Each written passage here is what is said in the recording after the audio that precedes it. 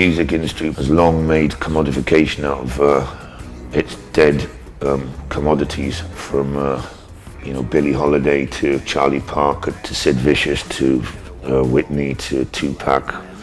The record industry is kind of makes money out of it's dead, and shame though that is, certainly death has always played a part in selling records.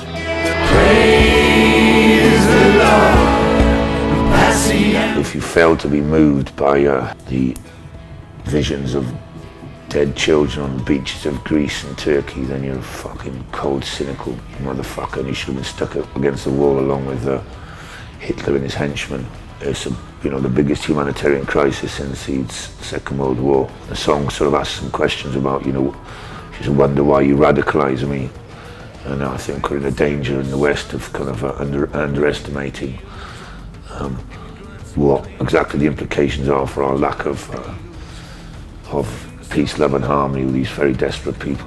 I'm very conscious of the fact there's nothing worse than kind of someone from the comfort of their, as Joe Strum said, their safe European home, talking about those issues. But I think it remains and will remain a very pertinent issue that we have to deal with in the West.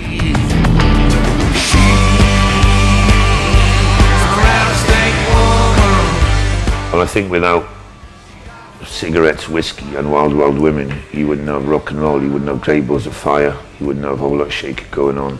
It's imperative as someone who's attempting to do blues music that you should to a certain extent hang out with crazy motherfucking sisters. And if they ain't wild, there's no point waltzing.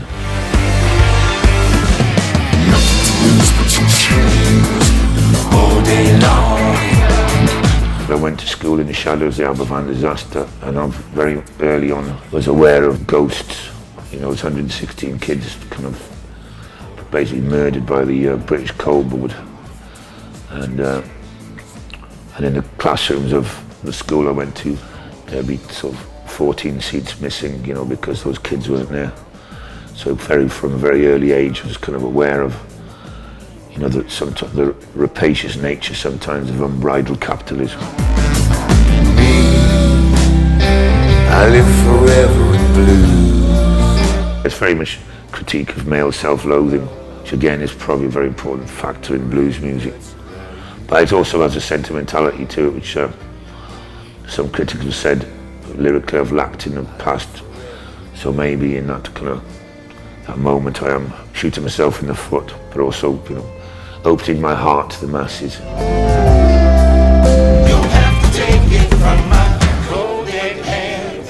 The hypocrisy involved with from Columbine to the recent attacks on primarily black men in America is disgusting. I think, as I say, there ain't no justice, ain't no peace.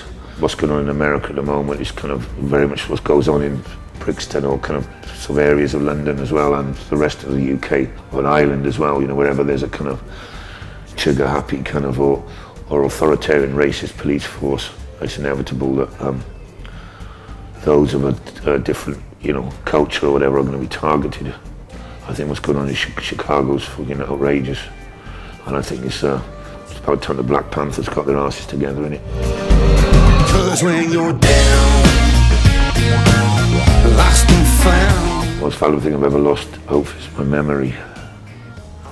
Because the things I've done, you want to blank out a few of them moments. Lost and found. You never met nobody like. Organised religion is absolutely brilliant. It preys on the most vulnerable and basic instincts of humanity, that they're scared of death. If you want to follow some plonker into Guyana and take a load of Kool-Aid and die with your kids and all that, hey ho, here we go. I think without organised religion you wouldn't have blues music, because funny enough, blues comes from gospel and church traditions, so the two sort of go hand in hand. So yeah, I really like organised religion, and being the son of a preacher man myself, I'm fully aware of how much the Bible kind of taught me how evil I was, which again is a very thing one predicates on blues angle. So thank you, Lord, for all your weird preachers and fundamentalist nutters. You have much to be grateful for. She left me this morning with the dear John No. God forbid I ever shared the centre stage with him, or sort of stage left. Well, he commandeers most of the stage with his snappy suits and sharpened wit. It's been a painful, torturous journey, but unfortunately, like an umbilical cord to its mother, we are inextricably linked. Yeah, he's a pain in the fucking arse. He's also my wife sometimes. He's my reverend. He's my life. He's my heroine.